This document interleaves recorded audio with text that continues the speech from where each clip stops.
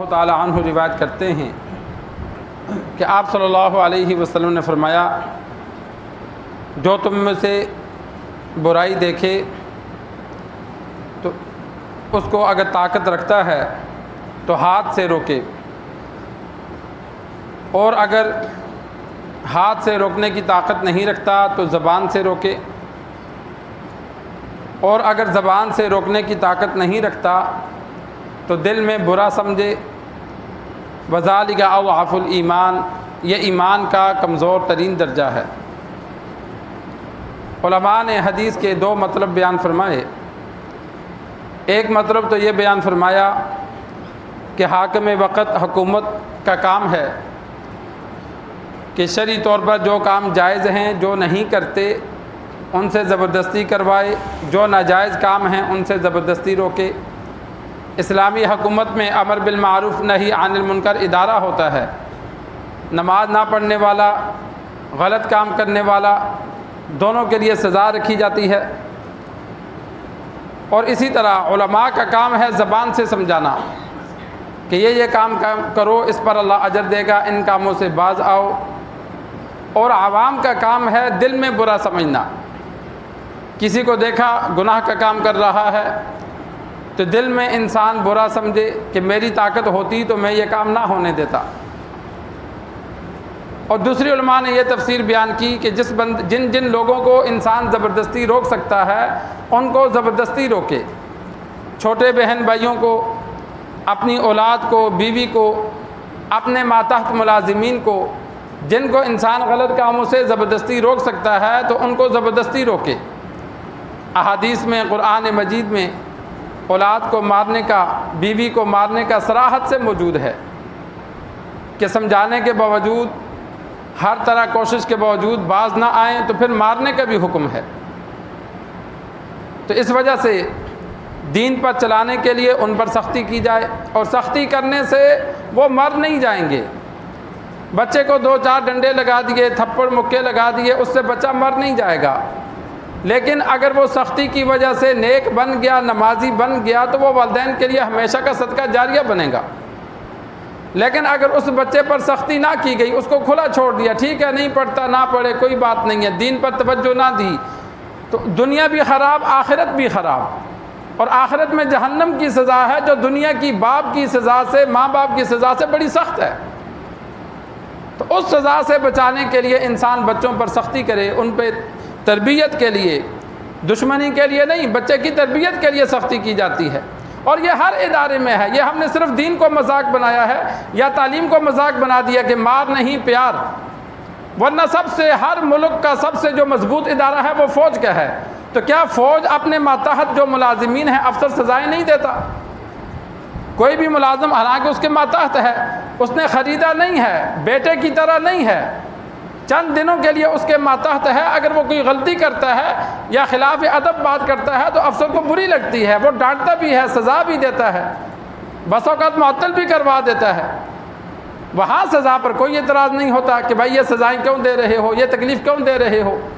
یہاں بھی چھوڑو، بھائی مانتا ہے تو ٹھیک ہے، نہیں مانتا تو نہ مانے۔ وہاں کہتے نہیں میں سینئر ہوں، میرے آگے جواب کیوں دیا۔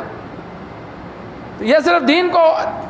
دین سے لوگوں کو روکنے کے لیے یہ بات کی جاتی ہے کہ بھائی سختی نہ کرو۔ لا اکراہ فی الدین، قرآن مجید میں جو اللہ تبارک و تعالی نے فرمایا کہ دین میں سختی نہیں ہے، وہ دین قبول کرنے میں سختی نہیں ہے کہ کسی کافر کو مجبور مت کرو،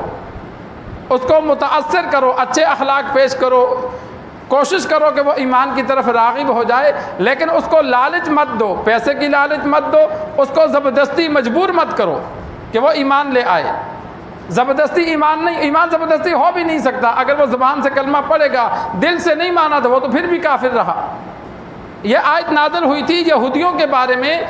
کہ کچھ کفار ایسے تھے کہ جو مشرک تھے، جب ان کی اولاد نہیں ہوتی تو انہوں نے نظر مانی تھی کہ اللہ نے ہمیں اولاد دی تو ہم یہ یہودیوں کو دیں گے۔ یہودی اہل کتاب تھے، تو جو کافر مشرک ہوتے تھے، جو کتاب کو نہیں مانتے تھے، تو وہ اہل کتاب کو اچھا سمجھتے تھے۔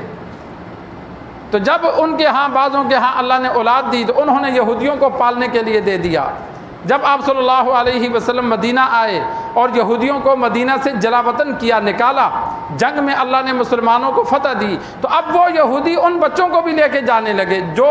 مشرکین کے، کفار کے لے پالک تھے، لیکن وہ مشرک اور کافر مسلمان ہو گئے تھے، لیکن ان کے بچے انہی یہودیوں کے پاس تھے جن کو انہوں نے پالنے کے لیے دیے تھے، لے پالک دیے تمہارا ہو گیا، ہم نے نظر مانی تھی کہ بچہ ہم کسی یہودی کو دے دیں گے، تو وہ ان کو زبردستی روکنے لگے کہ بھائی یہ تو ہمارا بچہ ہے، ہم نہیں جانے دیتے۔ تو اللہ تبارک و تعالیٰ نے یہ آیت نازل فرمائی کہ بچہ جب ان کو دے دیا، اگر وہ مسلمان نہیں ہوتا تو اس کو زبردستی مت روکو، جاتا ہے تو جانے دو۔ تو یہ آیت ان کے لیے نازل ہوئی کہ زبردستی کسی کو مسلمان نہیں بنانا، مسلمان ہونے کے بعد جو دین پر عمل نہ کرے تو اس کو سزا دی جائے گی، بچہ ہو پھر بڑا ہو پھر تربیت کے لیے ان پر سختی کی جائے گی۔ دوسرا علماء نے لکھا کہ جن لوگوں پر انسان زبردستی نہیں کر سکتا تو پھر ان کو زبان سے سمجھائے، جہاں دیکھتا ہے کہ بھائی ان کو میں زبردستی نہیں روک سکتا، لیکن زبان سے کہوں گا تو لڑائی نہیں پڑے گی، فتنہ نہیں پھیلے گا، اگلا زیادہ برا نہیں مانے گا، تو مناسب موقع دیکھ کر اس کو بندہ سمجھا دیتا ہے بھائی یہ کام غلط ہے، یہ نہ کر تو بہتر ہے۔ کسی کو دیکھا اس کی آمدن حرام کی ہے تو تانا نہ دیا جائے، کوئی مناسب موقع دیکھ کر بندہ سمجھا دیتا ہے بھائی خود بھی حرام کھا رہا ہے، بیوی بچوں کو کھلا رہا ہے، کوئی مناسب روزگار تلاش کر لے، یہ کام چھوڑ دے فلاں کام کر لے، وہ حلال کا ہے، تیرے لیے وہ بہتر رہے گا، ایسے بطور مشورہ کے اس کو سمجھانا۔ یا دیکھو کسی اور شراب پی رہا ہے، شراب غلط کام میں مشغول ہے، پتہ ہے یہ شراب پیتا ہے، تو کسی مناسب موقع میں دوستی یاری میں انسان سمجھا دیتا ہے بھائی یہ جسمانی طور پر تیرے لیے نقصان دہ ہے، ابھی جوان ہے، جب تھوڑا سا بوڑھا ہوگا یہ شراب کی وجہ سے مرے گا، اگر اسی حال میں مرے گا تو رب کو کیا جواب دے گا؟ تو وعظ و نصیحت مناسب موقع پر، مناسب محل سے، مناسب الفاظ سے، زبان سے دی جائے، اور جن کو زبان سے بھی انسان نہیں سمجھا سکتا یا سمجھانے سے خطرہ ہے کہ اگر زبان سے یہ باتیں میں کروں گا تو فتنہ پھیلے گا، میرے لیے مصیبت بنے گی، یا بندہ آگے سے برا بھلا کہے گا یا غلط جملے استعمال کرے گا۔ اسی وجہ سے علماء نے لکھا ہے کہ جب بندہ مرنے لگے تو اس کو مت کہو کلمہ پڑھ، کیونکہ اس پر جو تکلیف ہے کیا پتہ آگے سے وہ غلط جواب دے دے، کفریہ کلمات نہ کہہ دے، اس کے پاس بیٹھ کے کلمہ پڑھو، اس سے باتیں نہ کرو، اگر توفیق ہوئی تو رب اس کی زبان چلا دے گا، لیکن اگر ہم اسے کہتے ہیں کلمہ پڑھو، آگے سے کہتے ہیں میں نہیں پڑھتا، چاہے وہ ایمان کی حالت میں دنیا سے جائے لیکن لوگوں کا ذہن تو بدظن ہو جائے گا کہ یہ دیکھو یار مرتے ہوئے کلمہ بھی نصیب نہیں ہوا، اس لیے منع فرمایا۔ تو اسی وجہ سے جب انسان دیکھتا ہے کہ اس بندے کو زبان سے سمجھانے سے بھی نقصان پہنچے گا تو پھر دل میں برا جانے، اور دل میں کتنا برا ہونا چاہیے ہمیں تو بالکل محسوس نہیں ہوتا، اللہ معاف کرے ہمارا درجہ تو بہت کمزور ہے۔ علماء نے لکھا ہے کہ جس طرح ایک معذور بندہ جو چل پھر نہیں سکتا وہ چرپائی پہ پڑا ہو اور گھر والے سو رہے ہوں، گھر کو آگ لگ جائے، اب وہ معذور دیکھتا ہے بول نہیں سکتا، چل پھر نہیں سکتا، تو اس کے دل میں کتنی تڑپ ہوگی، کتنی وہ تڑپ کرے گا کہ میں ان کو اٹھا دوں کسی طریقے سے، کسی تک کوئی یہ خبر پہنچ جائے تاکہ یہ جلنے سے بچ جائیں، بھاگ جائیں۔ یا انسان کسی نبینے کو دیکھتا ہے کہ یہ گرنے لگا ہے، گڑے میں گرنے لگا ہے، آگے نالی ہے جس طرح سڑک پہ جا رہا ہوتا ہے، تو ہم کیا کرتے ہیں جب نبینے کو دیکھتے ہیں کہ یہ ہم سارے کام چھوڑ کے اس کی طرف بھاگتے ہیں کہ بھائی یہ اندھا ہے، یہ گر جائے گا، پہلے اس کو روکو، باقی کام پھر دیکھی جائے گی۔ جس طرح ہم یہ فکر کرتے ہیں تو اسی طرح گناہگار کے لیے دل میں فکر ہو کہ میرا بس نہیں چلتا ورنہ میں یہ کام نہ ہونے دوں۔ جب یہ ہوگا دل میں اتنی فکر ہوگی دوسروں کو غلط کام سے روکنے کی، نیکی پر لگانے کی، تو یہ ایمان کا کمزور ترین درجہ ہے۔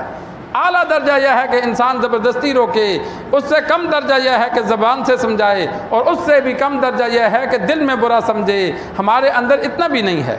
تو اس وجہ سے انسان کوشش کرے دل میں یہ جذبہ پیدا کرنے کی، گھر کا ماحول دینی بنائے، اس کے لیے تھوڑی سی محنت کرے، پہلے آہستہ آہستہ محنت کرے، جب دیکھے کچھ ماحول بنتا جا رہا ہے پھر انسان تھوڑی سی سختی کرتا ہے۔ یہ نہیں کہ آج یہاں بات سنی اور گھر میں جا کے سختی شروع کر دی، آہستہ آہستہ بچے کو دین پہ لگایا جاتا ہے۔